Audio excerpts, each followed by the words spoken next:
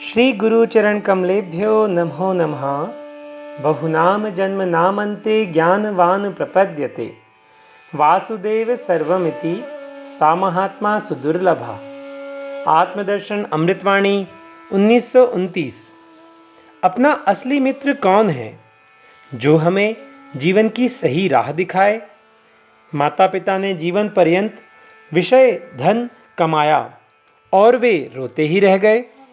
यदि वे पुत्र को भी ऐसी राह पर छोड़ जाते हैं तो ये हमारे मित्र कदापि नहीं हो सकते, क्योंकि ऐसे माता पिता किस काम के जो पुत्र के लिए परम शांति का मार्ग निर्धारित ना करें। देखा भी जाता है, जैसी विरासत होती है वैसा ही उसका सदुपयोग दुरुपयोग होता है। लोग सबको आसपास, दूसरों को, शत्रु मित्र को ही परेशान देख रहे हैं, फिर भी समझ नहीं आ रही अब कौन शिक्षा दे।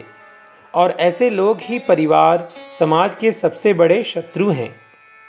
वाणी 1930।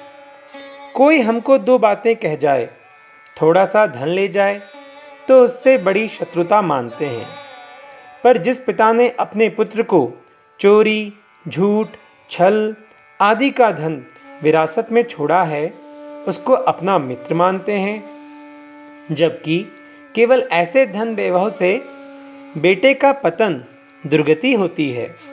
तब ऐसी स्थिति में वह हमारा कौन है जो हमें सीधे पतन की गर्त में डालता है? असली शत्रु तो वही है। वाणी 1931।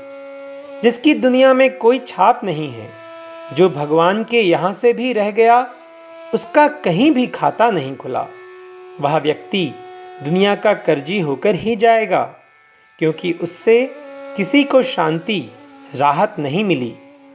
ऐसा जीना भी बेकार है। क्यों भगवान ने उसे यहाँ भेजा है? वाणी 1932। इंसान कुछ ना करे तो कम से कम इतना सभी कर सकते हैं कि दुनिया के कर्जी होकर ना जाएं, खुद जिएं और दूसरों को जीने की कला बताएं। प्रत्येक व्यक्ति में इतनी क्षमता है कि वह दुनिया पर अपना कर्ज छोड़ सकता है। जितना कमाए उसका चतुर्थांश गरीब, दीनहीन भगवान के रूप में छोड़ते जाएं।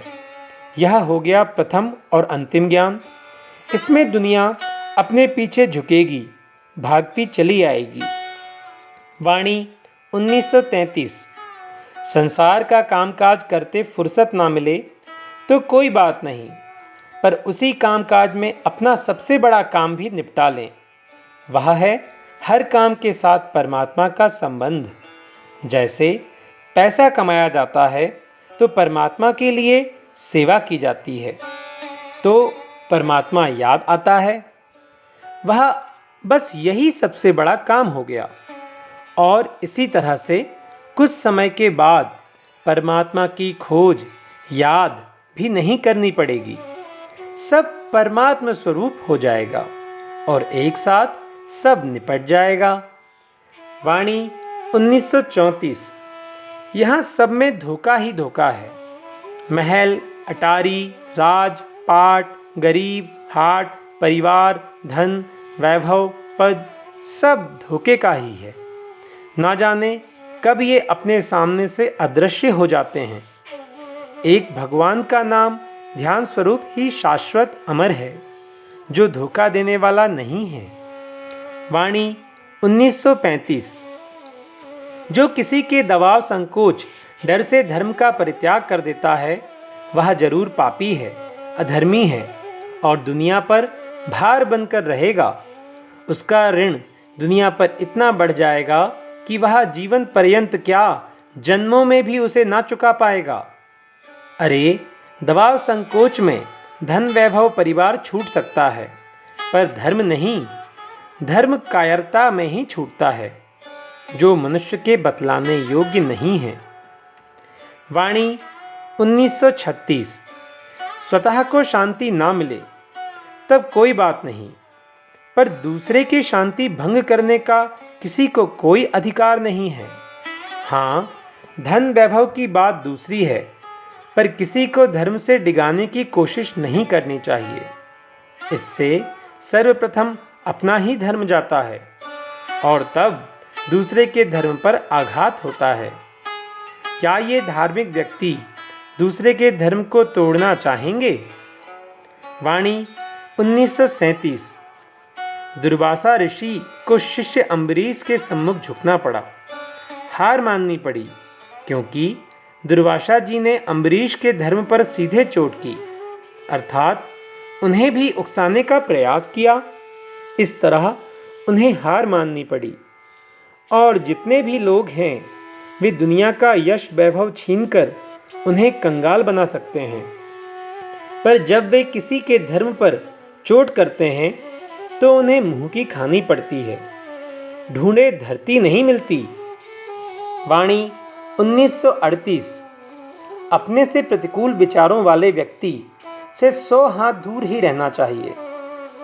जो केवल अपने लिए ही जी रहा है उससे 10 हाथ दूर रहना उचित है। इस तरह हमें अपने कल्याण का भरपूर अवसर प्राप्त हो जाएगा। दुनिया में यदि डर है तो दुर्जनों से ही। दुर्जन अच्छे खासे चलते हुए व्यक्ति को धूल में मिला देते हैं। इनसे कैसे भी दूर रहना अच्छा है, वरना वे हमें कहीं का ना छोड़ेंगे। वाणी 1939। व्यक्ति की अच्छाई, भलाई, धन, वैभव पद में नहीं अपितु उसके विचारों में छिपी रहती है। जबकि धोखा खाकर व्यक्ति दूसरे के धन वैभव को देखकर उसके पीछे हो लेता है।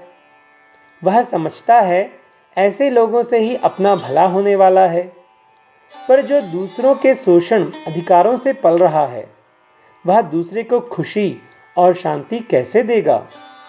यह तो दूसरे अन्य लोगों का वहम ही है। श्री गुरु चरण कमलेभ्यो नमो नमः।